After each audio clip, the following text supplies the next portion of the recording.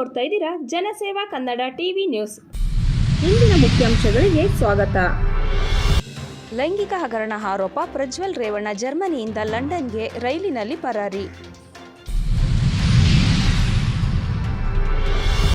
ನಿಯಮ ಉಲ್ಲಂಘಿಸಿ ತಂಬಾಕು ಉತ್ಪನ್ನ ಪದಾರ್ಥ ಮಾರಾಟ ಅಂಗಡಿ ಮಾಲೀಕರಿಗೆ ದಂಡ.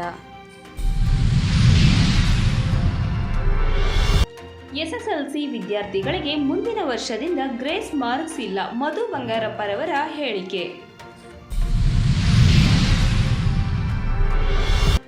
ನೈಋತ್ಯ ಪದವೀಧರರ ಮತ್ತು ಶಿಕ್ಷಕರ ಕ್ಷೇತ್ರದ ಚುನಾವಣೆ ಸಿದ್ಧತೆ ಬಗ್ಗೆ ಇಂದು ಕುಶಾಲನಗರ ಸರ್ಕಾರಿ ಮಾದರಿ ಪ್ರಾಥಮಿಕ ಶಾಲೆಯ ಕೊಠಡಿಗೆ ಸೇರಲಿ.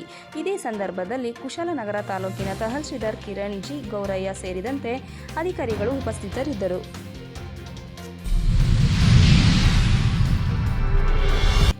ಜುಲೈ 1ರಿಂದ ನೂತನ ಕಾನೂನು ಮೂಲಕವೇ ಪೊಲೀಸರು ಪ್ರಕರಣ ದಾಖಲಿಸಬೇಕು.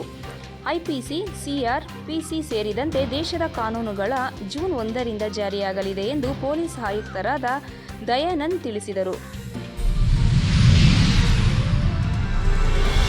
ಕೊಡಗು ಜಿಲ್ಲೆ ಹಾಗೂ ಮಂಡಲ ಬಿಜೆಪಿ ವತಿಯಿಂದ ಮಡಿಕೇರಿ ಅರಣ್ಯ ಭವನ ಮುಂಭಾಗ ರಾಜ್ಯ ಸರ್ಕಾರ ರೈತ ವಿರೋಧಿ ಕೃಷಿಕರಿಗೆ ಬಡವರ್ಗ ಹಾಗೂ ಹಿಂದೂ ಧಾರ್ಮಿಕ ಭಾವನೆ ಆದೇಶ ತಕ್ಷಣ ಹಿಂದೆ ಪಡೆಯುವಂತೆ ಒತ್ತಾಯಿಸಿ ಪ್ರತಿಭಟನೆ ನಡೆಸಿದರು.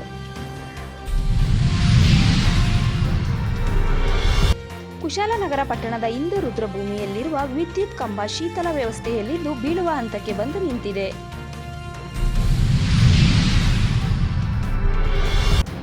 ಬ್ರ್ಯಾಂಡ್ ಮೋದಿ ದುರ್ಬಲವಾಗುತ್ತಿದೆ, ರಾಜಕೀಯ ನಿಪುಣ ಪ್ರಶಾಂತ್ ಕಿಶೋರ್ ಹೇಳಿದ್ದೇನು? ಮಂಡ್ಯ ಬರ ಪರಿಹಾರದ ಹಣ ಸಾಲಕ್ಕೆ ಜಮೆ, ಜಿಲ್ಲಾಧಿಕಾರಿಗಳು ಬ್ಯಾಂಕುಗಳಿಗೆ ನೀಡಿದ ಸೂಚನೆ ಏನು?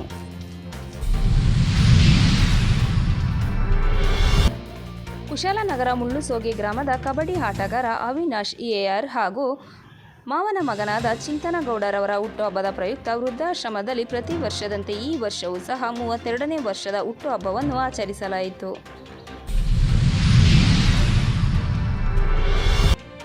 ಹಾಸನದ ಜೆಡಿಎಸ್ ಸಂಸದ ಪ್ರಜ್ವಲ್ ರೇವಣ್ಣರವರ ಅಶ್ಲೀಲ ವಿಡಿಯೋ ಪ್ರಕರಣಕ್ಕೆ ಸಂಬಂಧಿಸಿದಂತೆ ವಕೀಲರಾದ ದೇವರಾಜ್ ಗೌಡರವರು ಮಾತನಾಡಿ, ಡಿಕೆ ಶಿವಕುಮಾರ್ ಅವರೊಂದಿಗೆ ಮಾತನಾಡಿರೋ ಆಡಿಯೋ ಇದೆ ಎಂದು ಆಕ್ರೋಶ ವ್ಯಕ್ತಪಡಿಸಿದರು.